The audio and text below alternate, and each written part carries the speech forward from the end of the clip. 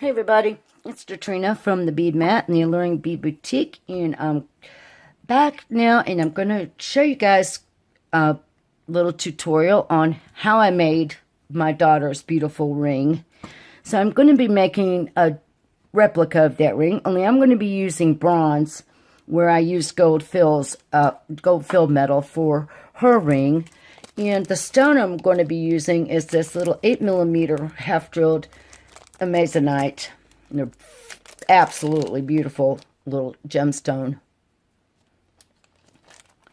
But first things first, as I talked about in the previous video, the way that I made the ring was I made a ball ring. But I also made a little domed cup to which I soldered on my little gemstone peg into the cup. Then I soldered the ring band together and soldered the cup onto the band. And then I did my finishing of all my metals. And then I used 2-part epoxy to glue the actual gemstone onto the peg. So in a previous video where I was showing you guys about disc cutters and dapping blocks, I made my little dome out of my 24 gauge brass sheet. And I had cut my little 20 gauge bronze dead soft wire, flush cut on both ends. And now I'm going to show you how to get started soldering on this project. So I've got my little magnesium block here, and I have this little dome shape. But if I just set it up on top like that, you see how it wobbles and can shift around and everything. So I figured out something really cool. So the dapping tool that I used to create this little cup that I rounded it out with was this one here, which is the number 7. So all I did was I took my little dapping tool here and I just started mushing into this soft magnesium block and rolled it around like this until I got this nice little shaped indent here on which I can set my little cup just perfectly down in there, and it sits nice and flat and it sits nice and still. So then I've got my third hand with my locking tweezers here, and I have the flush flat end of my wire facing downwards like this. So I'm going to be bringing this down to hold my little post into position right here in the center of my little dome cup. So it's a little bit tricky to get this positioned exactly in the center and to get it to where your wire is, really, it doesn't have to be perfectly straight up and down, because you can shape, you're going to be able to shape that wire later on. But what you really want to happen is you need for that wire, the flat part of that wire, to be sitting firmly in place on the metal in the center of your little domed cup. So there's that step. Now, the next step is to figure out which tempers of solder you're going to use for your different points in your project. So what I've decided is, you always want to start with your the highest temperature or your hard solder. So it takes a lot more heat to actually get this type of solder to flow. And this solder paste, these different pastes, they already have flux in them. So you don't really have to apply flux unless you just want to apply flux and as a barrier against the heat on your metal. So I know that I want to start with hard solder to solder this post into this cup. And then I also may use hard solder when I go to solder my ring band together. And then when I get ready to solder the little cup onto my ring band, I'm going to use a solder such as medium or easy solder that melts at a much lower temperature, so that when I solder that into place, I don't run the risk of melting my solder out of my 2 previous places, if that makes sense. So what I'm going to do is I'm going to go ahead and open up this hard solder, and I am going to just push a little bit out of the plunger, just like that. And then I talked about how you would want to have your different titanium picks for your different tempers of paste solder. And I did wind up getting a nice set. So I use the blue for my easy, the yellow for my medium, and I've been using this red pick for my hard solder. So, and you want to dedicate those to such as that, because like I said, you don't want to cross-contaminate. So now I'm just going to get out a little bit of solder out of that paste onto my pick like that. Now I'll go ahead and put the lid back on my little syringe. And now I need to get the solder in here into this little dome. So that's going to be a little bit tricky. So what I'm going to do is I'm just going to dab it down in there and hope for the best. And I can move it a little bit with the pick to get it down there in the center where I want it. So now I've got that little dab of solder down into my cup. And you can see it right there. I've got my little 20 gauge here on my third hand. And so now I've got my copper tongs ready so that I can quench and pickle. And now I need my torch. So what we're going to do at this point is I'm actually going to go ahead and get that solder to flow before I put my wire into the mix. And so what I'm going to do ahead of time is I'm going to get my little handy flux out. And I'm just going to use my little brush and get a tiny bit of this handy flux onto my brush, just like that. And I'm going to go ahead and I'm going to flux this wire. Even though there's flux in my solder, the way that I'm going to do this step is I'm going to melt that solder first. Then I'm going to bring my wire over and reheat it again. And that's how I'm using the flux to get the solder to flow from there up onto this little post. So that's my premise. I don't need to put flux here because basically that solder already has some barrier flux in it. So we don't have to worry about that. Sorry for the earthquake. So now I've got everything sitting here kind of ready. I've got my wire flux with handy flux sitting on into my tweezers just like it should be. I have my dome sitting in this nice little safe spot down in here. And I've got the flux on that. I mean the solder paste with flux in it already into my little dome. So I'm going to turn my torch on. And then I'm going to go ahead and I'm going to start coming in here nice and slow in a circular motion. I'm going to start heating up the metal around that dome, around the edges. You can see my flux is already bubbling and everything's getting ready to be nice and flowy. So now I'm going to start pinpointing my heat. And so my solder just flowed. So now I've got my solder down in there sitting like I want it. So now I'm going to bring my little peg in and I'm going to position it right there. Whoa, hold on folks. I've got a little issue here. I pushed too hard. And I got my wire kind of pushed up out where I don't want it. So I'm going to bring it in again.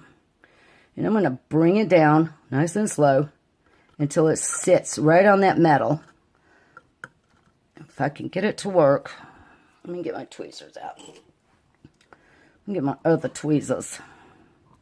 And I'm going to grab this again. I need to fix my little dome back in there where I want it.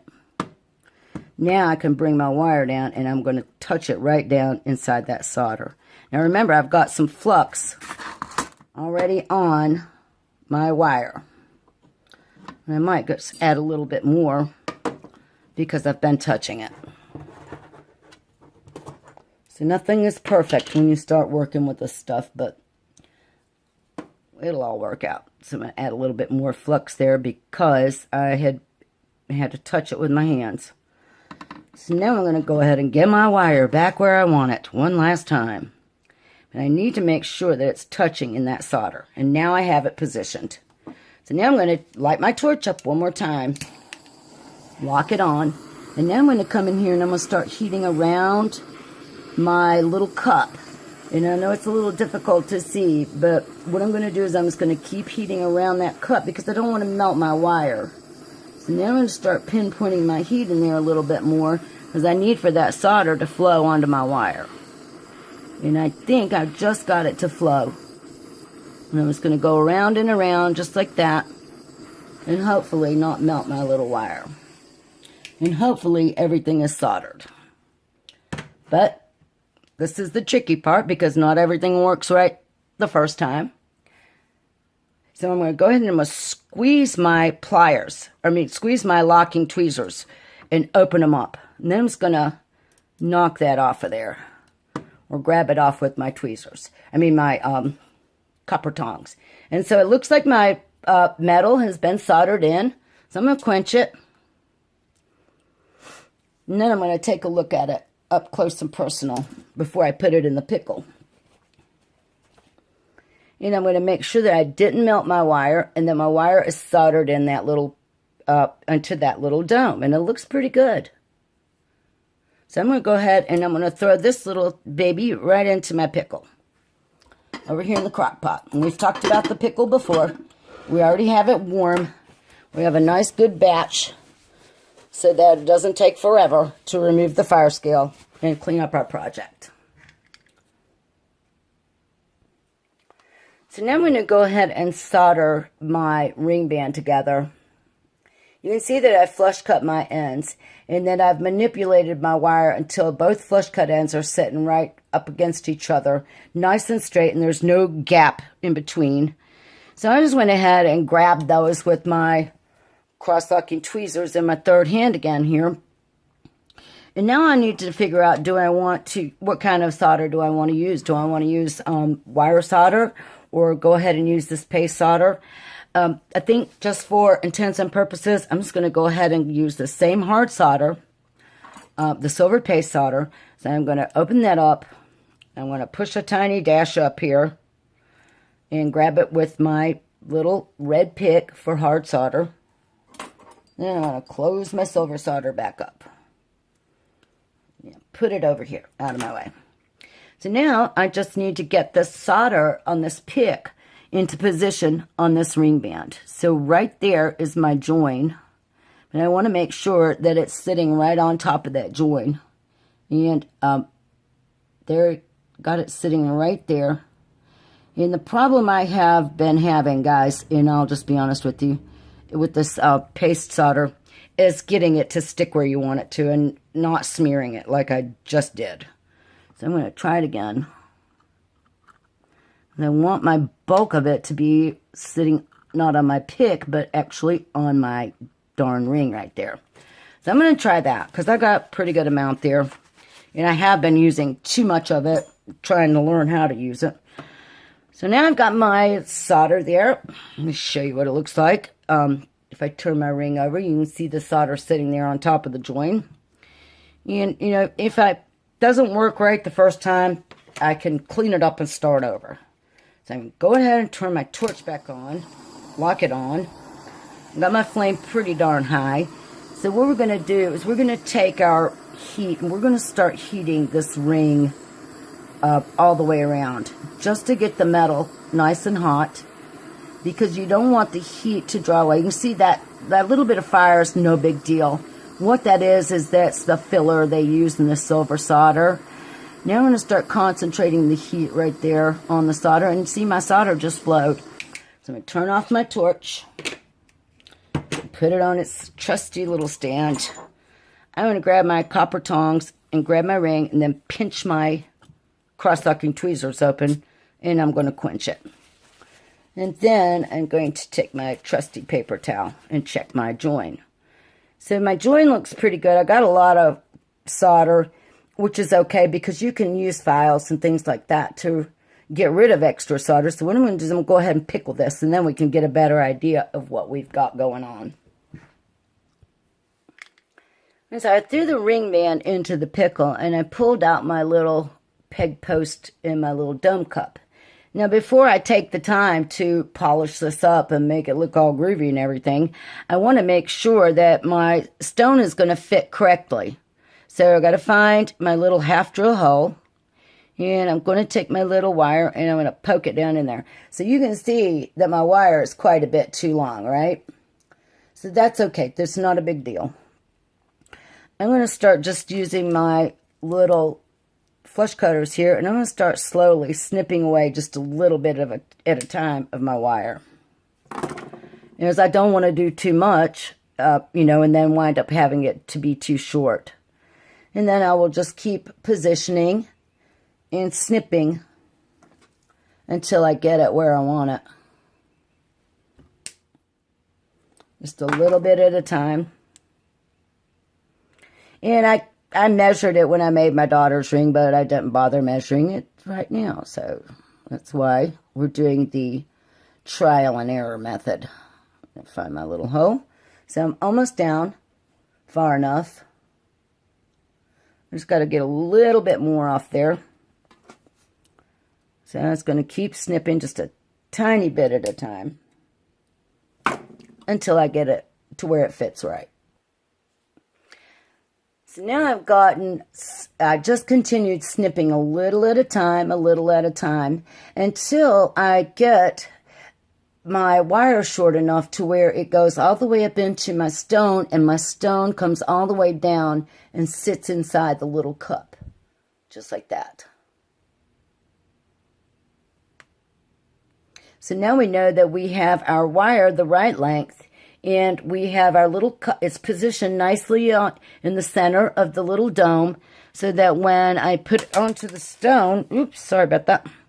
When I put it onto the stone, it sits really nicely on the bottom of my stone like that. And now there's some, if it's off a little bit or something like that, don't worry about it, because we still haven't even started like polishing or finishing our little piece. And we can make some small adjustments as we use our tools like files and sandpaper and such. So now I pulled my little ring band out of the pickle. And I'm taking a look at that. And I think I did a pretty good job. I mean, I've got a few little lumpy spots, which I have found that it's a little bit more work required when you use that paste solder as far as finishing and smoothing goes. But it looks pretty good. There's a little bit of extra solder here on the outside, but we can take that off with our finishing tools. And I'll show you guys how to do that, in another video. But basically, I just wanted to show you, the concept here for today. And I may do a separate video on doing some finishing work on these components before I put it together. Because basically, before I ever even attempted to solder this little cup onto this ring band, I would want to make sure that this is all the way finished up. And you see how pink everything looks, even though I started with my bronze wire. Bronze has some copper content in it. So let me grab a piece of sandpaper and I'll show you what I'm talking about. So basically, the copper rises to the surface with the heat. So basically, you do have to do a lot of finishing work to get back down to your beautiful bronze color. But you would start by using files and sandpaper and stuff to see how that pulls that coppery color right off. And now I have my beautiful bronze color back showing. And you will use different grits. This is a 400 grit, so it got down through that copper layer relatively quick, like that. But you would start with that, these much coarser grit to do your start out with, and then you would go to finer and finer to refine your actual metals and remove that solder right there. So one thing I do want to talk about, like when you are working to do finishing work on your metal, I would go ahead and I would clean all my soldering tools and all of this stuff, like, that's in my way, out of my way. And I would put my bench pen back on my desk so I would have a good surface from which to manipulate and hold my pieces so I could start my finishing process and get these all cleaned up and therefore ready to solder this little cup on. So what I think I'm going to do is I'm going to go ahead and get all of this cleaned up, and I'm going to come back in a second video and we'll go into some of the finishing work that needs to be done to these two pieces, and we will go into how to solder the cup onto the band in order to finish the ring. All right, so that's going to be it for now then. I want to thank you guys for watching. If you like this video, make sure you hit like and subscribe to my channel. Head on over to the Bead Mat website and subscribe to the Bead Mat blog. There's a lot of other interesting items over there that you don't get over here. I've got some new patterns coming out this month, so keep your eye open for those. And thanks for watching. Have a great day.